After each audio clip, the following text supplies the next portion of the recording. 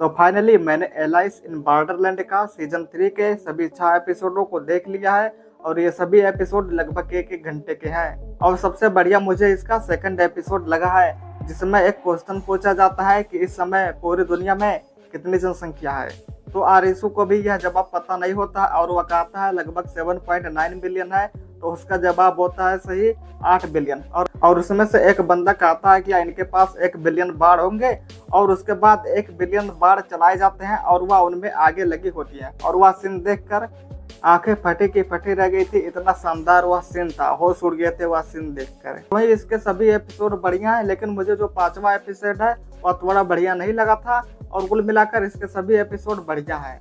तो हमें सीजन 3 वहीं से देखने को मिलता है जहां पर सीजन 2 खत्म हुआ था और अब हमें देखने को मिलता है कि दुनिया भर में धूम मचाने वाला गेम फिर से शुरू हो गया है और आरिसू और उसागी अपनी दुनिया में वापस लौट आए हैं। और जिन्होंने इस गेम को जीता था उनके पास 2 चॉइस थे, एक तो अपनी दुनिया में वापस जा सकते हैं और वे एक जो यहीं पर रह सकते हैं। तो अब आरिसू और उसागी अपनी दुनिया में वापस आने के बाद एक दूसरे से शादी कर लेते हैं, लेकिन अभी भी उनके दिमाग में कुछ यादें रह गई हैं और उनको सपने आया करते हैं। और वहीं उसागी को उनके पिता सपने में आया करते हैं और वह हमेशा परेशान रहती है। और अब हमें कहानी में आगे देखने को मिलता है एक रयूजी है जो कि एक असिस्टेंट प्रोफेसर है और वह परलोक पर शोध कर रहा है। और उसकी मुलाकात एक दिन उसागी से होती है और उसको पता है कि इन्होंने इसके पहले गेम खेला था। तो अब रयूजी भी मौत का अनुभव करना चाहता है और उसको लेकर बॉर्डरलैंड में चला जाता है जो कि एक अनोखी दुनिया है और जहां पर टाइम बहुत ही धीमा चलता है और यहाँ का 2 मिनट वहां पर कई घंटों या दिनों तक हो सकता है। और अब हमें आगे देखने को मिलता है बांदा जो बॉर्डरलैंड का नागरिक बन चुका है क्योंकि उसने भी गेम को जीता था। तो वह आरिसू को जोकर का एक कार्ड देता है और उसको भी बॉर्डरलैंड में आने के लिए कहता है कि तुम्हारी बेबी वहीं पर है। तो अब आरिसू अपनी बेबी को बचाने के लिए वहां पर चला जाता है।